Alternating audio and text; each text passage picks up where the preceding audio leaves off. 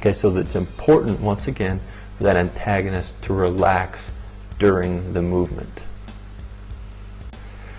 Okay, one quick mini lesson again before we move on to why unstable surface training may not be the best choice for you.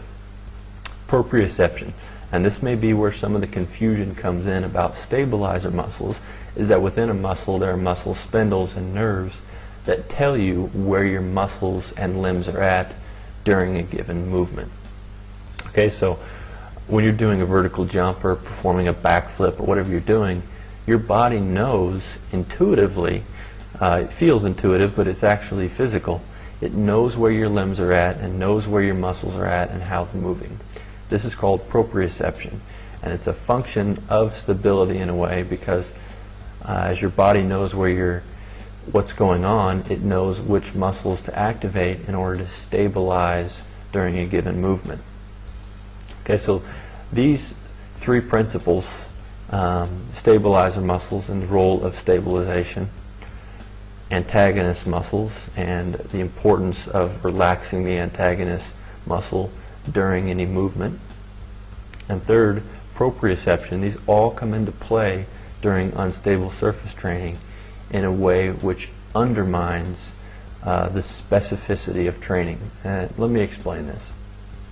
Okay, so when you're on an unstable surface, you may see people on maybe a Bosu ball, or maybe they're going to be on a wobble board, or even a rolled up yoga mat. There's lots of things that become unstable, and it makes it exciting because it's difficult to do. It's difficult to perform a squat on a wobble board. It's difficult to perform a one-legged squat on a Bosu ball or on any kind of unstable surface. And so we're thinking, if I can increase my stability, during this movement, I can increase my overall stability and balance, and my vertical jump is going to increase. Unfortunately, that's not going to happen exactly as you think it is, because what's happening is proprioception is very different on an unstable surface than a normal vertical jump. And what's happening on that unstable surface is your antagonist muscle is activating much more than it would during a normal vertical jump movement. Some proponents of unstable surface training love this. They think the more activation going on during an exercise, the more muscle stimulation, the better. And you hear this about a lot of training methods, is that it activates more muscles. And typically this is good, but in some cases it's not good. For instance, you're on a wobble board, you're performing a squat, which if performed correctly is very specific to vertical jump training. But unfortunately, because you're wobbling so much, your proprioception is very different. Your antagonist muscle is activating much more than usual, and the actual muscle activation and the skill of jumping is quite different. And so you're going to be teaching your body to activate the antagonist muscle and other muscle groups that you don't really want to activate during a vertical jump. Okay, and so what's going on here is you're undermining the specificity of the training. You see, unstable surface training is a real craze that's going on right now, and you're going to see a lot of people trying to convince you to jump on an unstable surface and do a regular exercise and get that much more benefit out of it. And it's just not true. There's been a lot of studies done on it, but probably the best and really the only study that has really given a fair shake at unstable surface training was done by Eric Cressey.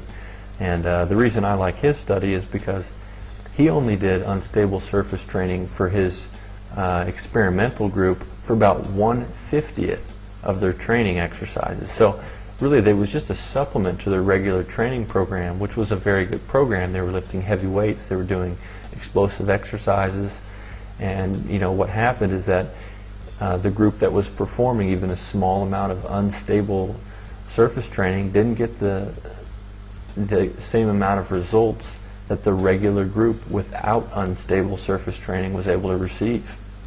Although there's been other studies about unstable surface training, Eric Cressey's is probably the best I've seen. And so if you are a coach and you want to see the data on this, I'd recommend that you go over to ericcressey.com and check out his study. So just to sum up with you, unstable surface training is really neat stuff. Unfortunately, it undermines the specificity of a vertical jump training program, and it's going to teach your muscles to activate in ways that you don't want to activate during a vertical jump. So people can get results. So these people who really push unstable surface training say, hey, look, we're getting people to increase their vertical through unstable surface training. And that's true, but they would get better results if they stuck to a very effective and explosive vertical jump training program and left out the unstable surface training. Just as a parting note, unstable surface training began as a method of rehabilitation, and it still is a good method of rehabilitation, especially for the ankle. And I've always recommended that people interested in rehabbing their ankle use unstable surface training. And you know, people think about the ankle as being, they need to strengthen the muscles in order to prevent injury. And while that's true, strengthening the ankle muscles and the tendons and the whole structure is important.